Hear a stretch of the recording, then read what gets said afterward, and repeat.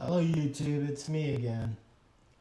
And as always, I want to share my observations from surfing the internet, interacting with different people in different places, different YouTube channels, different forums, etc. And the thing that I find interesting is when I talk about the nature of the Most High, when I talk about being His chosen people, I get these reactions from, I'm just be honest, from white people where, you know, they're very much against the racism of the chosen people as they perceive it. They perceive that being a chosen person makes God a racist and makes me a racist. And I think it's hilarious because they had no problem with racism when it elevated them far beyond their own personal capabilities, talents, and achievements. But it provided them with a privilege. And they took that privilege, enjoyed it, and justified it. Told themselves they deserved every minute of it. And now, because they can see what's going on, they may not adhere to the Old Testament. They may not follow the covenants and commandments and statutes and observe the feast days. They may not do any of those things. But they sense that it's all coming to fruition and what was said in the Old Testament is true. And they're a little bit angry that they're not included in some of the benefits. See, they can be included. They just have to do what we do and accept that we are in charge. But they can't do that. So they're just angry and pissed off. And they're hoping that JC can come to the rescue and prove that the OT is wrong. But that's not going to happen. Old Testament's not wrong. It's absolutely right. And they know that in their heart of hearts, and they're scared. What they should be doing is studying the OT, because the OT gives them an exit clause. It tells them, and I'm paraphrasing here, that if they provide recompense for all the things that they benefited from, that they can escape retribution. But they're not going to do that. They should do that because if they understand how the Most High operates, all they got to do is look at the curses in Deuteronomy chapter 28, 15 through 68.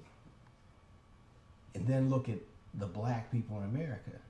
And they should know from that that the Most High absolutely keeps his word. If he says he's going to do something, he does it. And he loves us more than all people. And he punished us to the letter of the Deuteronomy curses. What I tell them is this. The Most High, does he punish you in your lifetime? Yeah, sometimes. But more so when the offenses go beyond an individual, when they become the offenses of a nation, he punishes the children's children of the children. That's who he punishes. He doesn't punish you. No, he punishes your children's children's children. And then he makes them live with the iniquities for a long time, like he did with us. So he's giving you an out, but he knows your nature. He knows you're not going to take it. He knows you're greedy and you're going to come up with all kinds of reasons as to why you deserve it and why we don't, and blah, blah, blah, blah, blah. So you're going to end up with the punishment. And do we care? Hell no, we don't care. Hell no. We're going to be on top. Whatever it is you have that we want, we're going to get it anyway. So we don't care.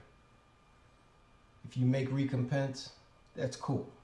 That says a lot of good things about you. And we would like you. Not just because we would benefit from your recompense.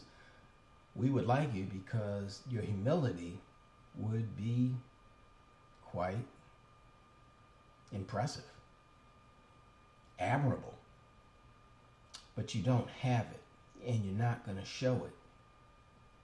So you're going to suffer the consequences, and your children are going to suffer the consequences. And think about that. I don't know where you are in life. You could be towards the end or the middle or the beginning. And all you have to do to protect your children is to say you're sorry and compensate for it. And your children would not have to go through the bullshit that my forefathers went through and I went through. If you love your family, then you should do it. But you love yourself more, so you're not going to. And they're going to suffer. And they're going to curse your name. You may not. I'm not going to curse my ancestors. My ancestors created the situation that led me and 400 years of my ancestors suffering through the worst iniquities known to mankind. But when I see them, when I see my ancestors, the ones responsible, I'm going to hug them. I'm going to tell them I love them. I'm going to be happy to see them. And I'm going to ask that the Most High have mercy on them. They screwed up big time. They deserve a slap, or 2 or 3 or 4. But I'm not going to wish that on them. I'm going to ask for their forgiveness. And I'm going to show them my love. And all I want from them is that shame face that they deserve. I want them to show that shame face for what they did to us. And they'll get all my love. And they won't have to worry for eternity about my love, because I'm going to give it to them. You got choices to make. Make the wise one.